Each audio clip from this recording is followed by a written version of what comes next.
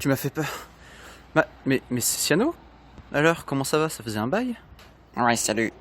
Bah, tu vois, j'étais en vacances, là, je suis rentré, ma copine m'a largué, bon, il s'est passé plein de choses dans ma vie. Bref, je me retrouve ici. Tu veux bien m'accueillir? Bah, maintenant que t'es rentré, profitons-en. Allons faire un shot ensemble. Ok, allons-y. Allez, c'est parti.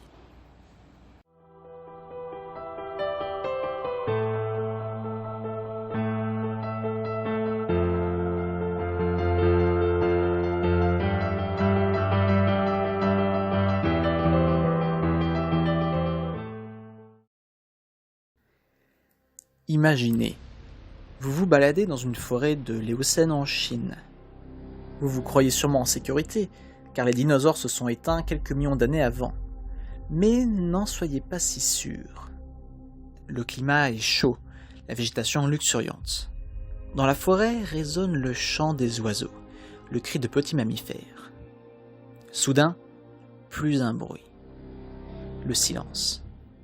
Alors, un grand rugissement terrifiant retentit, vous tétanisant. Là surgit une bête immense. Son corps imposant porte une longue tête tournée vers vous, les crocs luisants. Vous n'avez plus aucune chance de vous en sortir. Vous venez de rencontrer le terrible Androsarchus, le plus grand mammifère carnivore terrestre de tous les temps. Pourquoi ce silence?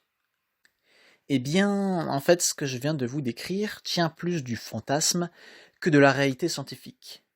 Un fantasme notamment popularisé par les documentaires Walking with Beasts et le jeu Ark.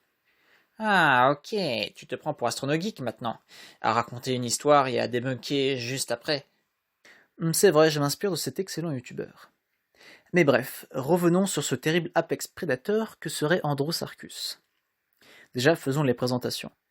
Androsarchus est un mammifère de l'Éocène moyen de Chine. Ça, tu l'as déjà dit.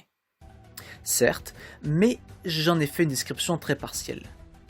Pour commencer, parlons de sa classification. Androsarchus n'est pas un vrai carnivore. En effet, chez les mammifères, il existe un ordre nommé Carnivora qui regroupe les ours, les loups, les félins et à peu près tous les mammifères à régime alimentaire carnivore. Mais Androsarchus était bien différent. En effet, il est aussi connu pour posséder des sabots. Oui, un mammifère consommateur de viande avec des sabots. D'autres cas du même style sont connus dans le registre fossile, notamment les Mésonychidés, un groupe de la même époque dans lequel était autrefois placé notre protagoniste.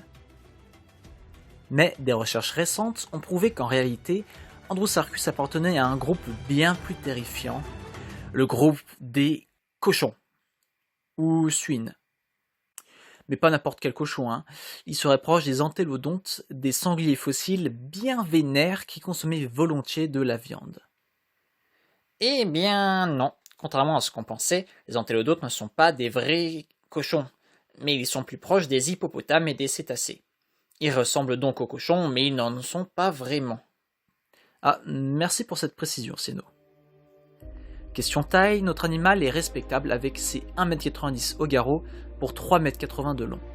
Mais il y a un problème. Cette taille a été estimée à partir du seul crâne de l'animal en se basant sur les proportions d'un Mésonychidé, groupe auquel Androsarchus n'appartient pas. Bref, notre protagoniste n'est qu'un gros cochon carnivore préhistorique dont la taille est probablement surestimée. Eh ben, t'as taillé dans l'art. Merci, ça manquait de mauvaises blagues là. Ouais, je donne vraiment de la confiture aux cochons, moi. Bon, maintenant qu'on a tiré au clair la nature de l'animal, parlons de son mode de vie. Malgré ce que j'en ai dit, Androsarchus reste l'un des plus grands mammifères de son temps. Il était omnivore mais devait consommer de la viande. Ce n'était probablement pas un grand chasseur rapide, mais il devait se satisfaire de charognes. La reconstitution de son physique et de son mode de vie sont principalement des spéculations qui proviennent de l'étude de ses cousins entélodontes. En effet, on sait en vérité peu de choses sur Androsarchus, qui n'est connu que par un crâne de 90 cm de long, découvert en Mongolie intérieure, ainsi que quelques dents et fragments de crâne ailleurs en Chine. Dans son environnement, il côtoyait de petits mammifères comme des rongeurs, des lagomorphes et des primates proches des tarsiers, avec un crâne qui ressemblait à celui d'un alien quand même. mais ils rencontraient également de mammifères gigantesques, comme les brontoptères ou encore Paraceratherium, dont on vient de voir le crâne, un cousin du rhinocéros qui détient le titre du plus grand mammifère terrestre n'ayant jamais existé. Ils côtoyaient aussi des prédateurs, comme Mongolonyx, un grand mésonychidé, Propterodon, un cousin de Hyaenodon, on y reviendra, Sarcastodon, le carnivore sarcastique, et Miacis, l'un des plus proches parents des vrais carnivores. Mais à l'Éocène supérieur, Androsarchus s'éteint. Pourquoi un tel animal disparaîtrait? C'est pas encore une météorite? Eh bien, on a plusieurs hypothèses. Déjà, la fin de l'Éocène marque l'arrivée d'un grand changement climatique avec un refroidissement, alors que la période, marquée 10 millions d'années plus tôt par un maximum thermique, se trouvait à environ 8 degrés au-dessus de la température actuelle. D'ailleurs, si vous voulez savoir comment on fait pour reconstituer les paléoclimats, je vous invite à aller voir cette vidéo. De plus, notre grand Androsarchus lent se fait probablement concurrencer par des cousins des vrais carnivores comme Hyaenodon. Ce dernier est déjà représenté par 6 espèces à l'Éocène supérieur, selon la Paléobiologie Database. Ces proto-carnivores ont des dents tranchantes bien mieux adaptées à la carnivorie, et ils étaient plus agiles et plus rapides. Ce shot est désormais terminé, et voici les indices pour trouver le sujet de la prochaine vidéo.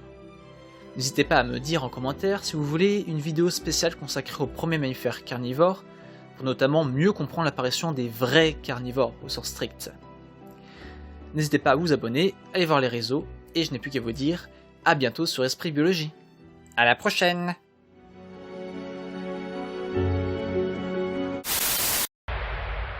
Le sanglier.